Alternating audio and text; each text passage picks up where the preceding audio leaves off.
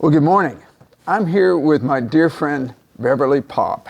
And Beverly, it's such a joy to spend time with you. And I just want to talk to you about your role with the Bucket Ministry. You are in charge of the friend raising team. Can you tell me a little bit about what you're doing there and what that team's all about? Well, technically my title is friend raising captain. Team captain. I've never had a rank of captain, so that's a great honor. That's pretty awesome. Yes, yes.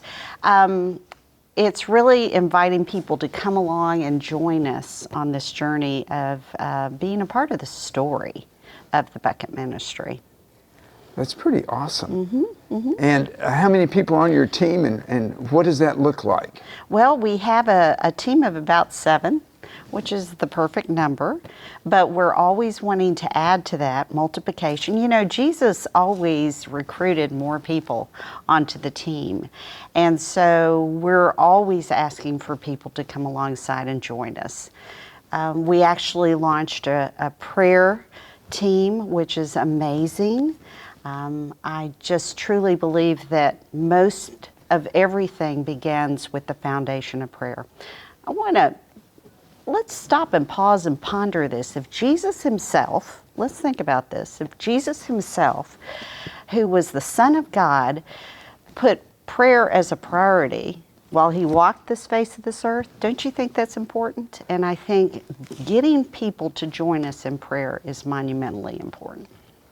Well, I agree with you 100%, and I think that's one of the things that's amazed me all along is how people are becoming engaged in the Bucket Ministry, whether it be the prayer team or the friend-raising team or others. And I know, just speaking for myself, I'm so grateful for your efforts in this friend-raising. That is a challenging role, and I'm grateful that you've assumed it. So thank you. Well, I truly believe that we're all called to do something for the kingdom. And whether it's our financial resources or other resources that we can leverage for the kingdom, I think it's monumentally important. And it was so cool. I was reading the other day, I read every day Proverbs, and I was reading, and in Proverbs 25:25 it says, cold water to a weary soul and good news from a distant land. And I thought about the Bucket Ministry, and that is what it is doing. And to invite people to come alongside and invest in that, their time and talent and resources to bringing that cold water to a weary soul and the good news of Jesus Christ, it has eternal value. It really does. Well, I'm so grateful you're part of the team. I was just sharing a little bit of the story of how you got involved with the Bucket Ministry just a few minutes ago with some friends. And I love the day that you got involved in the Bucket Ministry. Can you tell us a little bit about just how you got engaged in this ministry? Well, you are such a charming person to begin with. You invited me to a coffee shop and to be introduced to this ministry that you were getting involved with called the Bucket Ministry. And so there at this coffee shop, we are there with Chris, and he introduces me to our lake water that's really dirty, and he shows how this simple filtration system takes it from dirty water to clean water, and how you're using this tool to open, just like this verse, you're bringing cold water to a weary soul, and you're sharing the good news, how it's opening hearts to listen to the good news of Jesus Christ. Well, instantly I saw the difference between the dirty water and the clean water, and I grabbed the cup, right?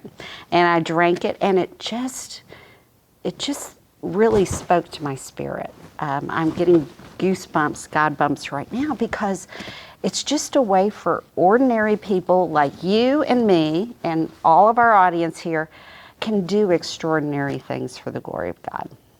I love that memory, and just as we were talking about it, I remember so clearly tears flowing from your eyes as you were drinking that water. Yes. And I can honestly say I don't remember tears flowing from very many people's eyes as they drank that water, but it was a beautiful memory. Thank you. Thank you so Thank much for you. being a part of this wonderful ministry. Thank you. Well, I want to share an analogy this morning as we were kind of preparing for this little talking point. I thought about the filter. I thought about the company that created this filter. You know, they created it not necessarily to go into foreign lands for sharing the gospel, but think about what Jesus did in his life. The way he attracted people to himself was that he did signs and wonders. He turned water into wine, right? He healed the sick, the blind, the deaf, or the ones that couldn't hear, and he fed people. And that irresistible lifestyle of those signs and wonders drew people to him that he could tell the gospel. Well, here's this company that creates this filter that's a modern day signs and wonders, dirty water to clean water, that you're taking to people that have never heard the good news of the gospel. And you're giving them that opportunity to really hear the good eternal news of Jesus Christ, the good news like it says here. And I think about our friend raising, it's the same way.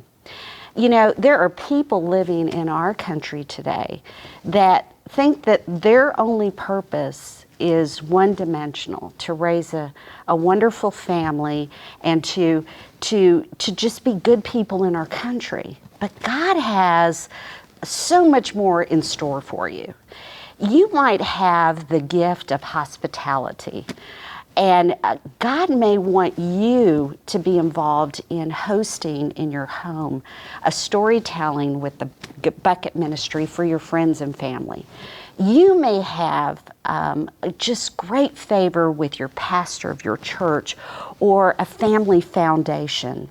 You may be the one God wants to use your filter, your influence, to open the door to tell the story of the bucket ministry. And if God in any way has pinged your heart to anything, if you're getting goosebumps like I do when I first drank that water and started crying, then what I encourage you to do is immediately, don't wait, don't take a breath, but immediately reach out to the bucket ministry. We want you to be a part of the pages of this story. It's great to be a part of this because we're doing something that has eternal value for weary souls. And that's kind of what I believe. Well, and thank you for sharing that. You know, we talk all the time about people finding their place in the story. Yes. And it's a big story, it's a great story, and there's room for anyone to find their place in that story. Right. In Psalms 139, it says, "In thy book are written all the days that were ordained for me, when as yet there was not one of them." Your blank pages may have been filled with your invitation to join the family, to be a part of the bucket ministry. Well, speaking again for the ministry, we are so grateful for your help and for your being a part of this ministry. And thank you so much for this time, Beverly. You are so welcome. A pleasure.